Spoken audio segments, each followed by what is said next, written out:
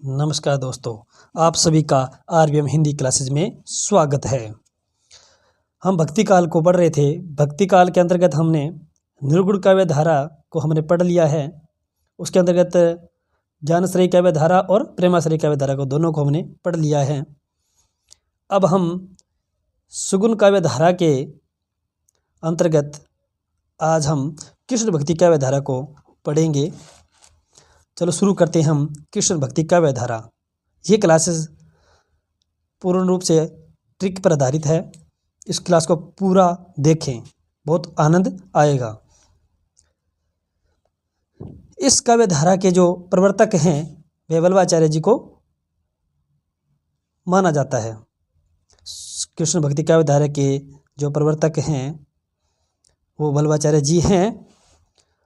और भगवत स्वरूप कृष्ण का जो सर्वप्रथम उल्लेख मिलता है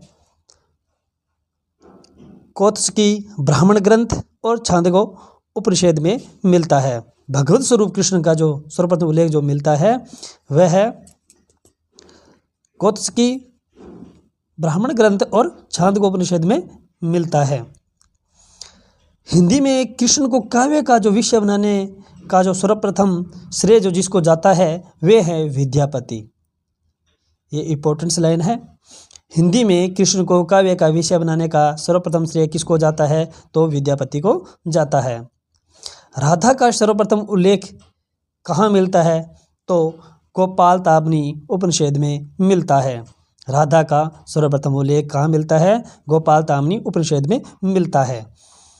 इसको हम ऐसे याद कर सकते हैं गोपाल की राधा। गोपाल श्री कृष्ण को गोपाल कहा जाता है तो राधा गोपाल, राधा गोपाल की राधा। तो इसी प्रकार हम इसको याद कर सकते हैं। गोपाल ताबनी उपनिषद में राधा का सर्वप्रथम उल्लेख मिलता है।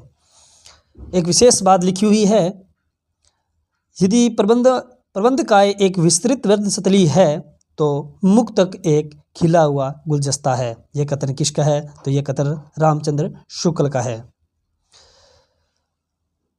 जो कृष्ण भक्ति काव्य धारा है इसके अंतर्गत मुक्तक काव्यों का अधिक लेखन हुआ है। इसके अंतर्गत किसका लेखन अधिक हुआ है तो मुक्तक काव्यों का अधिक लेखन हुआ है। अब हम कृष्ण भक्ति काव्य धारा के प्रमुख कवियों के बारे में पढ़ेंगे।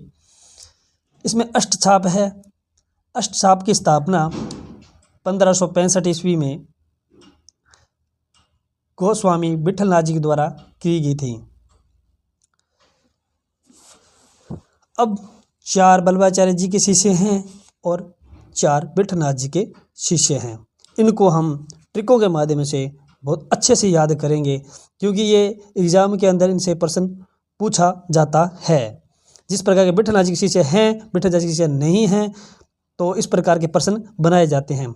आज आप इनको रट देंगे एकदम से। पहले हम करते हैं विठलनाथ जी के 4 शिष्य।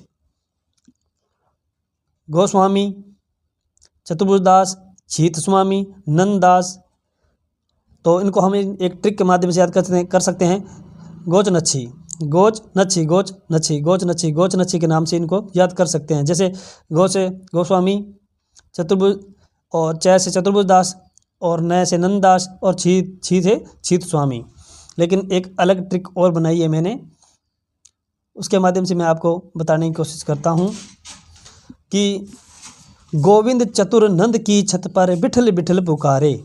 इस ट्रिक के माध्यम से हम बहुत आसानी से याद कर सकते हैं। जैसे कि गोविंद चतुर नंद की छत पर बिठल बिठल पुकारे, गोविंद चतुर नंद की छत पर बिठल बिठल पुकारे। तो गोविंद से गोविंद स्वामी, चतुर से चतुरदास और नंद से नंददास और छत से छीत स्वामी और विठल से विठलनाथ को हम बड़े आसानी से याद कर सकते हैं। जरूर बताइए ये ट्रिक मेरी कैसी लगी।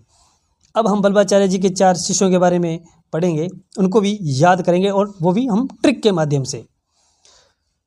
पहले हैं सूरदास, दूसरे हैं कुमन दास, तीसरे हैं कृष्णदास, चौथे हैं परमानंद दास। इनको हम याद करेंगे। सुकु कृपा से भी याद कर सकते हैं। सुकु कृपा से ऐसे भी हम इनको याद कर सकते हैं। जैसे कि सु से सूरदास, कु से कुमन दास और क्री से कृष्णदास और पा से परमानंद दास। और आप अपने इसको एक अलग ट्रिक से भी हम याद कर सकते हैं। जैसे सूर कुंभा का कृष्ण परम आनंद में का सुर आवाज़ आ रही है कुंभा की कि कृष्ण बड़ा परम आनंद में है।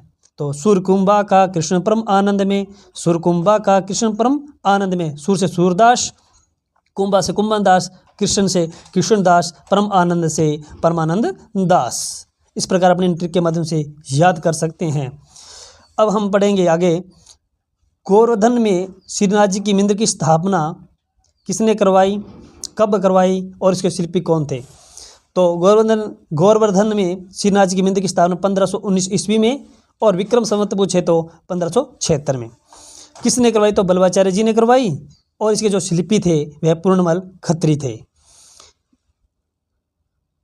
बल्लभ संप्रदाय में दिन के 8 पहर की जो पूजा होती है,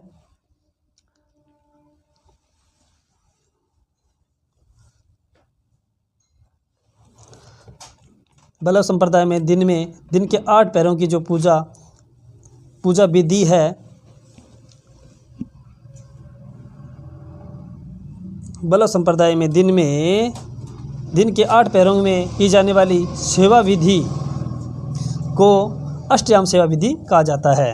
क्या कहा जाता है, तो इसको सेवा विधि को अष्टयाम सेवा विधि कहा जाता है। आपको ये क्लास कैसी लगी कमेंट करके ज़रूर बताएं और मेरी ये ट्रिक कैसी लगी ये भी कमेंट करके ज़रूर बताएं। इससे मेरे को हौसला होता है, मैं आपको बहुत अच्छी ट्रिकों के माध्यम से याद करवाने की कोशिश करूँगा। कहते हैं कि इतिहास मुश्किल है, तो इतिहास बिल्कुल मुश्किल नहीं होने दूंगा। मैं आपको ट्रिक के माध्यम से याद करवाऊंगा। ये क्लास कैसी लगी ज़रूर बताएं और चैनल को सब्सक्राइब करें। धन्यवाद।